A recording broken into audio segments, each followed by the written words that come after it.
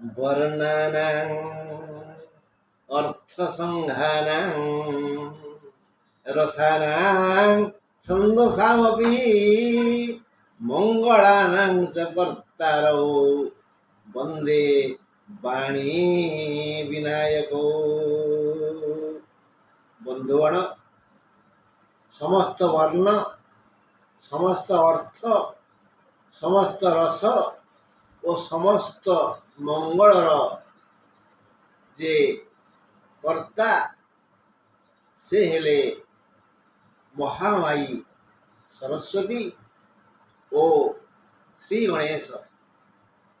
आज आमे श्री सरस्वती ओ श्री गणेश को प्रणाम करी आजिर कार्य आरंभ करिवा।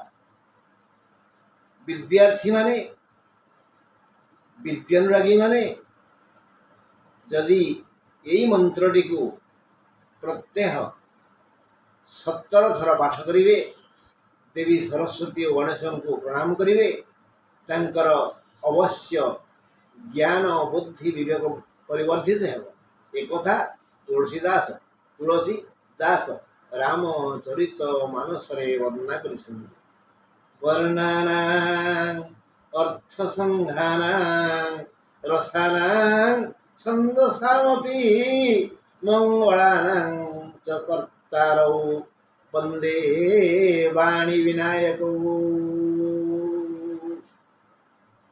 बंधुगण, आज मे 5 तारीख रविवार मेष राशि घात चंद्र आज जोगिनी नैऋत्य अच्छी।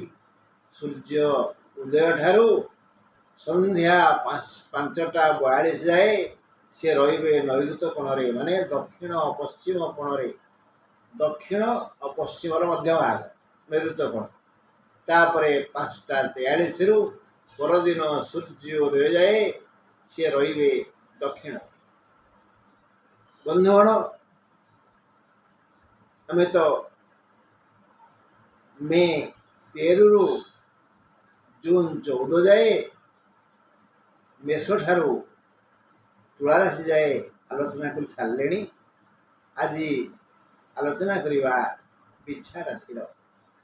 हाँ, देखिया बिछा राशि उपरे ज्ञानी माने कौन कहिसंती। तुमर बिछा राशि तो हाँ ए जानतु बिछा राशि चतुर्थरे माने कुंभरे शनि। एणु परिवार रे किसी गोटे अघटन घटिव, अर्थात सुकिला घा कुंडे होई नसी बाहरी नुआ घारे परिणत हेब। जन्म दायिनी मार स्वास्थ्यगत समस्या बढ़ीजीव, बोर देह खराब हम। हाँ, पैसा खर्च हम, मेडिकल जा पड़ो। पंचम राहु और मंगल संतान मानक विद्यारे बाधा जात हेब। संतान मानक विद्यारे बाधा जात हेब। स्वास्थ्य समस्या दूर हेब। तुम अध्ययन प्रति आग्रह कमिजीव। यदि बिछा राशि कहीं विद्यार्थी थिबे तांकर विद्या प्रति आग्रह कमिजीव। षष्ठरे बुध व शुक्र नुआ शत्रु उत्पन्न हेबे। पुराना शत्रु तो थिबे ना, नुआ शत्रु उत्पन्न हेबे। ऋण करि पारंती, रोग बढ़ीजीव। सप्तम रवि आर्थिक समस्या मध्य बढ़ीजीव। सप्तम बृहस्पति हाथ को भल धन आगमन हेब। एकादश रे केतु व्यवसाय मानदार चलिव। तुम राशि पाई दुखद बार शुक्रवार, दुखद बार शुक्रवार ही दुख देव। दुखद बार शुक्रवार, दुखद नक्षत्र रेवती, दुखद तिथि दशमी और दुखद चंद्र वृष। एणु बंधु जो शुक्रवार ବୃଷଚନ୍ଦ୍ର ଆଉ ଦଶମୀ ତିଥି ବା ଯେଉଁ ଶୁକ୍ରବାର ରେବତୀ ନକ୍ଷତ୍ର ଦଶମୀ ତିଥି ସେଇ ଦିନ ସୁଧାର ଗାଈ ପରି ସ୍ଥିର ରହିବ। ହଁ, ନହେଲେ ଯଦି ମାରଣା ଷଣ୍ଢ ହେବ ତେବେ ଆ ବଳଦ ମତେ ବିନ୍ଧି ଗତି ହେବ। ଏଇ ଶୁକ୍ରବାର ବିଷୟରେ ଯାହା କହିଲି, ଯଦି ହୁସିଆର ନ ହେବା, ସୁଧାର ଗାଈ ଭଳି ହେବା, ଚୁପଚାପ ରହିବା ତ ଭଲ। ଯଦି ମାରଣା ଷଣ୍ଢ ହେବା, ଆକୁ ଘୁଷିବା ତାକୁ ଘୁଷିବା, ତାହେଲେ ଆ ବଳଦ ମତେ ବିନ୍ଧି ମାନେ ବିପଦକୁ ନିମନ୍ତ୍ରଣ କରିବା। ସୁଖଦ ବାର ରବି ଓ ମଙ୍ଗଳବାର, ଶୁଭ ରଙ୍ଗ ଲାଲ ଓ ହଳଦୀ, ଶୁଭ ସଂଖ୍ୟା 2, 3, 5, 6। ବହୁ କାରଣକୁ ଦୃଷ୍ଟିରେ ରଖି ନିଷ୍ପତ୍ତି ନିଆଯାଇଛି ଯେ ନିମ୍ନ ତାରିଖ ପ୍ରତି ସତର୍କ ରହିବା।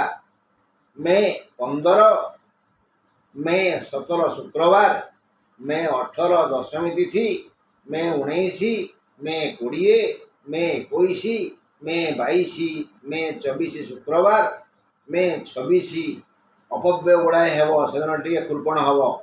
ମେ 27 ଅନ୍ନ ଚିନ୍ତା ଚମତ୍କାର, ପାଖରେ ଅର୍ଥ ଥିଲେ ବି ଖାଇବାକୁ ମିଳିବନି, ସାବଧାନ ଟିକେ। ମେ 29, ମେ 30 ପର ପାଇଁ ଦୁଃଖକୁ ନିମନ୍ତ୍ରଣ କରିବେ।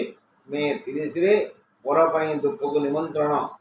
ମେ 31 ଶୁକ୍ରବାର, ଜୁନ 1 ଦଶମୀ ତିଥି, ଜୁନ 2 ରେବତୀ ନକ୍ଷତ୍ର, ଜୁନ 7 ଶୁକ୍ରବାର, ଜୁନ 8, ଜୁନ 9, ଜୁନ 10 ଅଶାନ୍ତ ମନ ଅଶାନ୍ତ ହେବ, ତେଣୁ ଚୁପଚାପ ରହିବ। ଜୁନ 14 ଶୁକ୍ରବାର।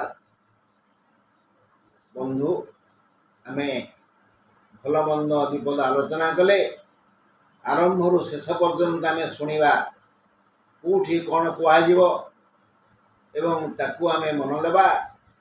ଆମ କ୍ୟାଲେଣ୍ଡରରେ ସେଇ ଦିନ ଗୁଡ଼ିକୁ ଚିହ୍ନଟ କରିବା, ଆମର ମଙ୍ଗଳ ହେବ। ଦ୍ୱିତୀୟାଧିପ ଗୁରୁ ସପ୍ତମରେ ଯେପରି ଧନ ଦେବେ,